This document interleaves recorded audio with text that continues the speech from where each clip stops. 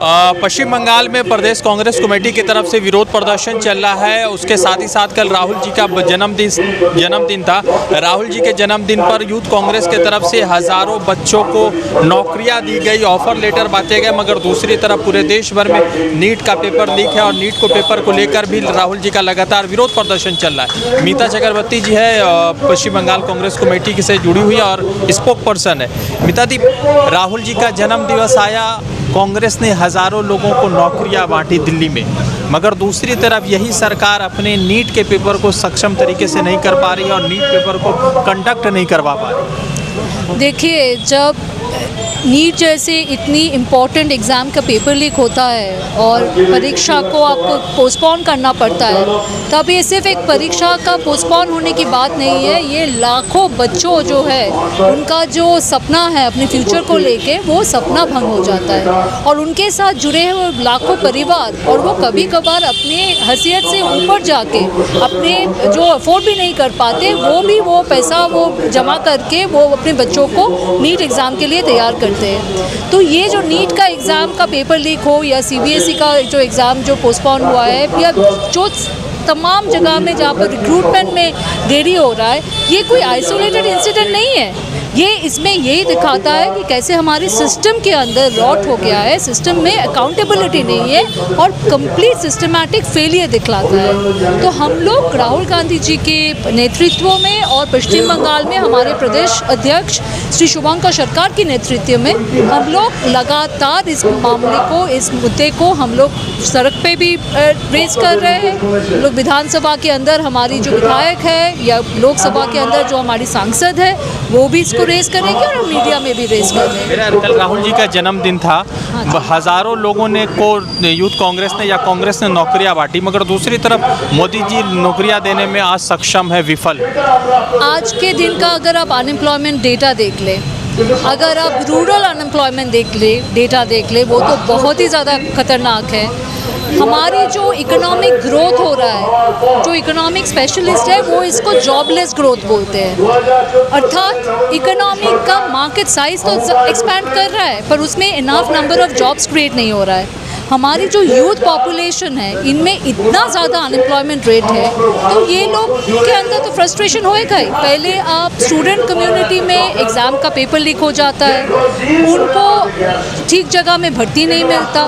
फिर जो लोग ग्रेजुएशन किए हैं, कंप्लीट किए या पोस्ट ग्रेजुएशन किए, उनके लिए नौकरी नहीं है। वाइट कॉलर जॉब तो है ही नहीं। जो पोस्ट ग्रेजुएशन करके भी लोग गिग जॉब्स कर रहे हैं, छोटे लो इनकम की जॉब्स कर रहे हैं। तो ये जो सिस्टमैटिक फेलियर है, ये आवाज़, यूथ का आवाज़ आज राहुल गांधी पूरा देश में आपने देखा है। कोटा में कितनी बड़ा स्टूडेंट कन्वेंशन हुआ, और ये सिर्फ पॉलिटिकल कन्वेंशन नहीं है, ये स्टूडेंट के आवाज़, स्टूडेंट नीड अ प्लेटफॉर्म, क्योंकि हर जगह में एमपीज़ को कभी पैसा दे के ये लोग खरीद रहे हैं, डेमोक्रेसी ख़त्म कर रहे हैं ना।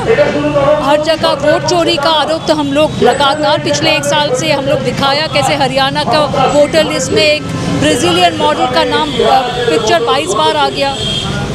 एक्सीडेंटल इंक्लूजन तो नहीं हो सकता, किसी एआई स्क्रिप्ट ने किया होगा। महाराष्ट्र में क्या हुआ, सेंट्रल बेंगलुरु में लोकसभा में कैसे वोट चोरी हुआ, 1 लाख से ज़्यादा।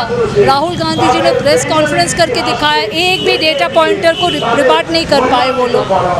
तो हमारी जो ये संग्राम है, ये संग्राम सिर्फ आज हम लोग हिस्टोरिकल जो डिस्टॉर्शन हुआ है पश्चिम बंगाल को लेके, उसके बारे में आज हम लोग यहाँ पर धरने में बैठे। पर बात सिर्फ हिस्टोरिकल डिस्टॉर्शन की नहीं है, हिस्टोरिकल डिस्टॉर्शन के साथ साथ जो तमाम इंस्टीट्यूट्स थे उनके ऊपर ये लोग कंप्लीट कब्जा करके एक ऑटोक्रेसी ला रहा है इस देश में। डेमोक्रेसी और लोकतंत्र को ख़त्म किया जाए। एक सवाल है कि नीट का जो दोबारा एग्ज़ाम कल होना है, ठीक है, उसको लेकर भी अभी ये इन्फॉर्मेशन आ रहा है कि बहुत सारे विद्यार्थियों को अबू धाबी का सेंटर दे दिया गया है गलती से। तो राहुल जी ने सवाल किया है कि जो सरकार एक शहर में एक बच्चे को सेंटर नहीं दे सकती है, वो सरकार कैसे इस नीट के एग्ज़ाम को और सिस्टम को चला सकती है। एकदम कंप्लीट, क्योंकि कोई अकाउंटेबिलिटी नहीं है। अभी देखिए, नीट का एग्ज़ाम पेपर लीक हुआ, इतने लोगों को इतना मुश्किल फेस करना पड़ा, पर एजुकेशन मिनिस्टर का इस्तीफा हुआ क्या, रेजिग्नेशन दिया क्या? तो वो लोग एनडीए के, बीजेपी के नेता लोग ही बोलते हैं कि हम लोग तो यूपीए नहीं कि हमारी यहाँ पर मतलब कोई अकाउंटेबिलिटी फिक्स नहीं होगी।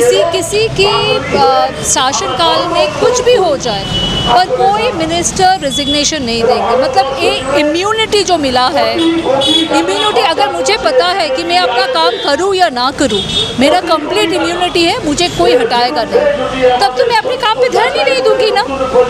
तो ये देखने को मिल रहा है कंप्लीट ऑटोक्रेटिक राज चल रहा है और उस ऑटोक्रेसी के खिलाफ राहुल गांधी जी के नेतृत्व में पूरे देश में हम लोग बच्चों को साथ स्टूडेंट कन्वेंशंस भी करेंगे और लगातार हम यूथ की जो डिमांड्स है वो लेके लोगों के पास जाएंगे। एक सवाल आखिरी के राहुल जी कह रहे हैं कि 2029 में सरकार गिर रही है और राहुल जी ने ये भी कहा, कांग्रेस के बहुत सारे नेता ने कहा कि हो सकता है 2029 से पहले सरकार गिर जाएगी। तो आपको ऐसा लगता है क्योंकि हर जगह तो तोड़ चल रहा है, टीएमसी में तोड़ हो गया, अभी झारखंड में क्रॉस वोटिंग हो गया राज्यसभा का, फिर दूसरी तरफ इंडिया अलायंस को वहाँ नुकसान पहुँच रहा है महाराष्ट्र में।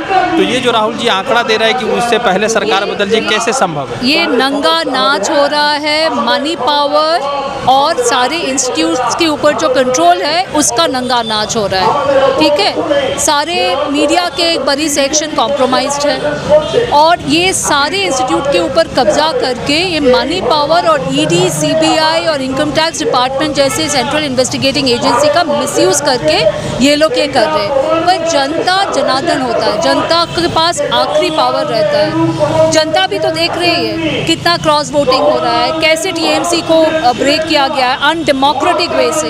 अगर सडनली ये 20 सांसद का दिल में कुछ आया था तो वो डिज़ाइन करके जाते, फिर से इलेक्शन लड़ते, इंडिपेंडेंटली इलेक्शन लड़ते, पर उन्होंने ये नहीं किया। तो जनता देख रही है और जनता जवाब देगी।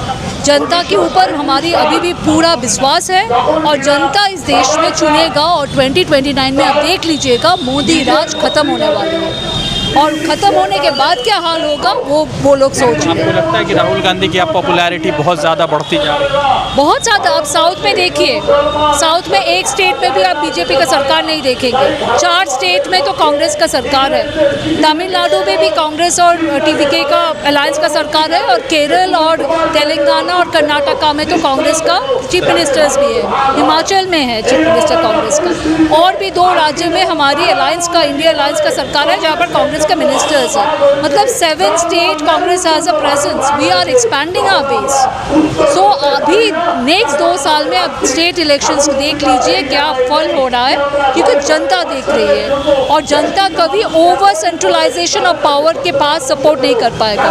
अगर आप हमली अपना काम करते हैं तो शायद आप फिर से आ जाए, पर क्योंकि आप काम नहीं कर रहे हो और आप में इतना एरोगेंस आ गया, इतना अहंकार आ गया कि जनता अभी जवाब देगी। धन्यवाद। पश्चिम बंगाल में प्रदेश कांग्रेस कार्यालय के बाहर जो है विरोध प्रदर्शन चल रहा है, मगर सवाल महत्वपूर्ण ये है कि पूरे देश भर में कांग्रेस का विरोध प्रदर्शन चल रहा है। कांग्रेस लगातार विरोध प्रदर्शन कर रही है। हम काफ़ी सारे लोगों से जुड़कर उनसे बातचीत कर रहे थे। आप जो है नीट को लेकर और राहुल गांधी के कोटा वाले फंक्शन को लेकर क्या सोचते, कमेंट में बताइएगा। रज़ा अंसारी।